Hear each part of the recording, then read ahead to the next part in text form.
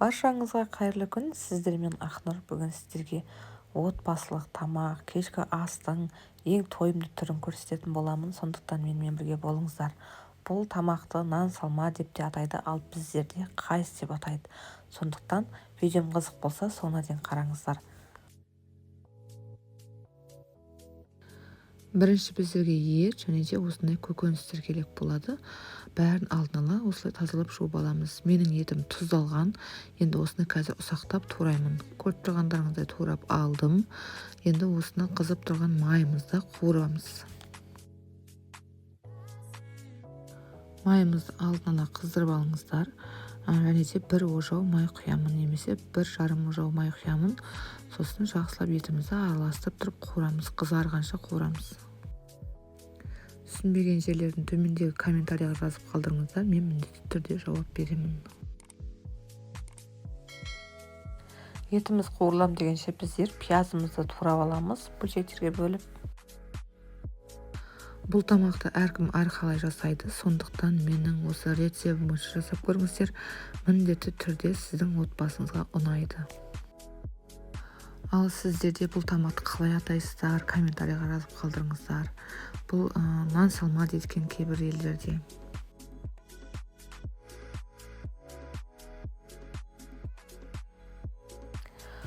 Сәбізді де осы ұсақ етіп турап аласыздар.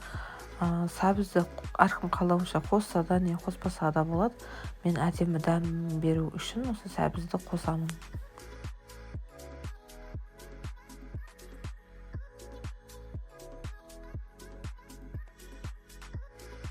Болгарский перецімізді осы ұзынша етіп тураймыз. Бұл тамақ біздің отбасымыздың ең сүйікті тамақтарының бірі. Мен жиі жасап тұрамын. Міне турап алдық. Енді қуырылып жатқан етіміздің үстіне саламыз. Міндетті түрде етіміз қуырылған болу керек. Қуырылғанда қызарса болды, сол кезде саламыз, бүкілін салып жібереміз.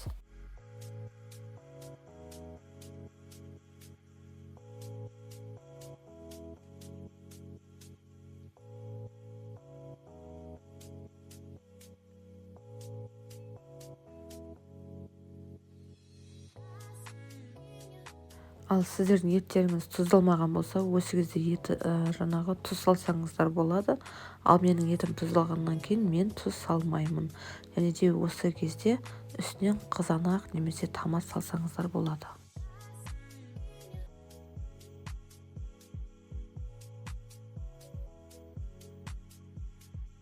Енді жақсылап тұрып қуырамыз.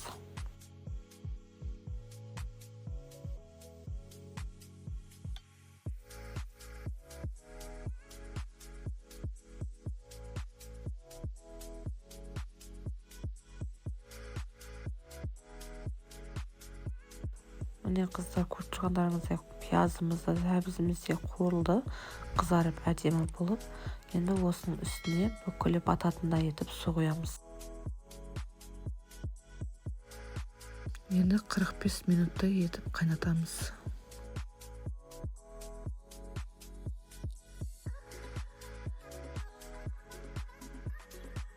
Міне қыздар, көп мөлшерде емес су құямыз.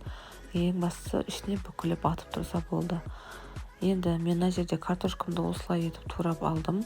Етіміз біздердің 40-45 минуттай қайнады. Енді осы қайнап тұрған суымыздың үстіне картошкамызды саламыз.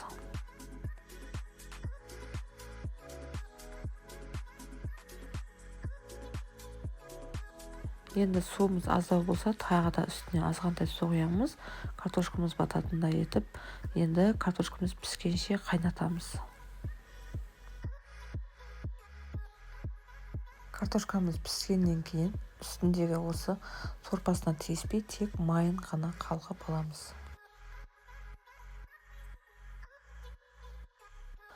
Міне қыздар, майын алдық. Енді ішіндегі картошкаларын аламыз. Міндетті піскеннен кейін ғана аламыз. Если піспесе, тағы бір қайнатсаңыздар болады. Енді қазанымыз қайнап жатқан кезінде үстіне ыстық қайнаған су құямыз, қамыр бататындай етіп. Көп құйып жібермейміз. Мысалы менде 350 грамм қамыр болса, соған жететіндей етіп су құямын. Мен бұл жолы қамыр илеген жоқпын, қолдан мен магазиннің готовый қамырын алдым. 350 грамм мен өзімнің отбасыма жететіндей етіп жасаймын. Сондықтан осы дайын қамырымызды осындай суық суға жуамыз, ішінде крахмалын кетіріп. Енді қазанымыз қайнаған кезінде осы қамырымызды жайлап салып бастаймыз. Міндетті түрде ішінде жаңағыдай астын қозғап тұрыңыздар. Қамырымызды бірден салып жібермейміз, бөліктерге бөліп, 3-4 бөлікке бөліп саламыз. Сосын міндетті түрде астын қозғап тұрыңыздар. Қақпағын жауып қайнатамыз, тасып кетпесін. Сосын астын қозғап тұрамыз. Міне қыздар, қамырымыз дайын болды. Енді мұны сүземіз табағымызға. Міне жаңағы кесеміздегі майымыздан азғантай алып, қамырымызды осындай сүзіп, жақсылап суы қалмағанша сырғайсыздар. Міне енді осы табағымызға саламыз. Әр қамыр салған кезінде кесегедегі майдан алып салып тұрасыздар. Жақсылап араластырыңыздар. Әдемілеп осы жан-жағына майын тигізіп, күштілеп. Сосын жаңағы подливамызды осы қамырымыздың үстіне саламыз.